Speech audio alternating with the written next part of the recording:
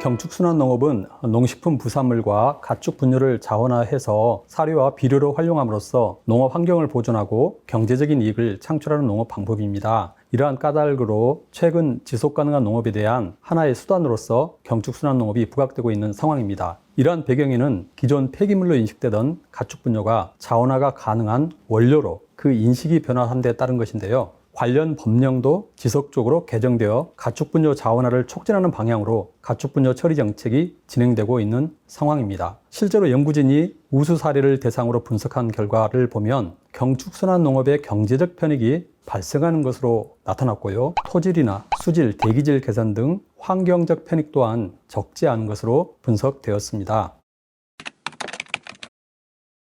우리 정부에서는 가축 분뇨를 자원화하여 농경지에 투입하는 정책을 추진해 왔지만 경축순환 농업과 관련한 정부의 총괄적이고 종합적인 정책은 미흡한 상황입니다. 경축순환 농업은 농식품 부산물과 가축 분뇨를 자원화하는 것인데요. 경축순환이 언급되기 시작한 2004년부터 가축 분뇨 처리에만 초점이 맞춰졌었고, 가축 분뇨와 관련한 추진단을 설립하는 등 가축 분뇨 처리와 관련한 자원 순환형 사업이 이루어졌습니다만 이 역시 활성화되지 못하고 있는 상황입니다. 가축 분뇨는 가축 분뇨를 자원으로 인식하고 이를 활용하기 위한 법률이 담겨 있는 가축 분뇨법으로 관리되고 있지만 농산 부산물이나 식품 가공 부산물은 폐기물 관리법으로 관리되기 때문에 그동안 가축 분뇨 자원화에만 초점이 맞춰져 왔습니다. 농산 부산물 중에서 유일하게 볏짚만 농식품부의 가축 조사료 수급 활성화 정책에 따라 관리되고 있습니다. 이외의 품목은 명확한 관리 제도가 없는 상황입니다. 이러한 농산 부산물 대부분은 발생량과 처리량이 통계적으로 집계되지 않고 있으며 농경지에 환원되거나 자체 소각 처리되고 있는 것으로 파악됩니다. 안녕하세요. 한국농촌경제연구원의 원동환 팀장입니다. 한국농촌경제연구원의 연구성과 보고회, 이번 영상에서는 경축순환농업 실태 분석과 활성화 방안에 대해 살펴보겠습니다. 연구의 책임을 맡으신 정학균 박사님 자리해 주셨습니다. 안녕하세요, 박사님. 네, 안녕하세요. 정학균입니다. 네, 정 박사님 말씀 들어보니 경축순환농업이 쉽진 않은 것 같습니다. 그렇다면 경축순환농업을 저해하는 요인을 조사하셨을 것 같은데요. 어떻습니까?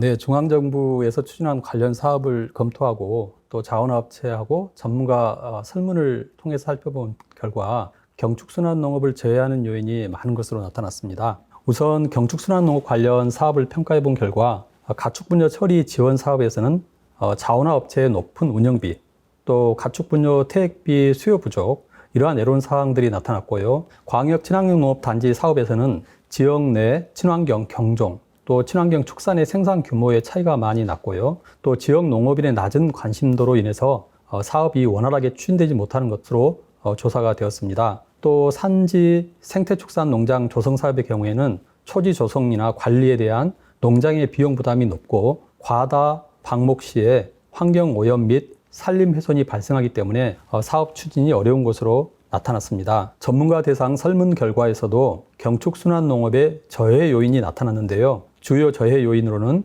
가축분뇨 퇴액비화의 경제적 요인, 농식품 부산물 사료화의 경제적 요인, 국내산 조사료의 생산 및 이용의 경제적 요인, 가축분뇨 퇴액비화의 사회적 요인 등으로 나타났는데요. 주로 경제적 요인들이 중요한 애로사항으로 나타났습니다. 그럼에도 불구하고 잘하는 곳도 있을 텐데요. 좋은 사례 있으면 소개를 좀 해주시죠. 경축순환 농업의 경제적 편익을 추정하기 위해서 충남 서천군과 강원 철원군의 관련 사업을 조사했습니다. 충남 서천군은 벼와 한우의 상호순환 농업을 하는 곳이고 강원 철원군은 가축 분뇨를 자원화하는 곳인데요. 분석 결과 모두 편익이 발생하는 것으로 나타났습니다. 편익이 양이되는 시점은 서천군이 5년차, 철원이 13년 차로 나타났는데요. 초기 투자 비용이 클수록 양이 되는 시점은 늦어지는 것으로 나타났습니다. 또 충남 서천군 사례의 경우에는 토질이나 수질, 대기질 개선, 그리고 생물 다양성 증진, 경관 보존 등 환경적 편익도 가지는 것으로 나타났습니다. 따라서 경축순환 농업의 편익은 경제적 편익뿐만 아니라 농업 환경 개선 편익도 함께 고려해야 된다고 생각합니다. 또한 이를 근거로 일반 국민들의 인식 전환을 꾀하고 경축순환 농업의 지원 정책을 추진해야 할 것입니다. 네, 그렇군요. 마지막으로 경축순환농업 어떻게 활성화해야 할지 궁금합니다, 박사님. 경축순환농업을 활성화시키기 위해서는 여러 가지 저해 요인을 극복할 수 있는 다양한 법적인, 제도적인, 또 경제적인, 기술적인, 사회적인 측면의 활성화 방안을 마련하고 또 추진해야 합니다. 그리고 가축분뇨 퇴액비의 수요 확충을 위해서는 퇴액비 살포비 지원 확대, 퇴액비 유통 협의체 구성 및 운영 의무화, 비료 성분 표시제 도입 등이 필요합니다.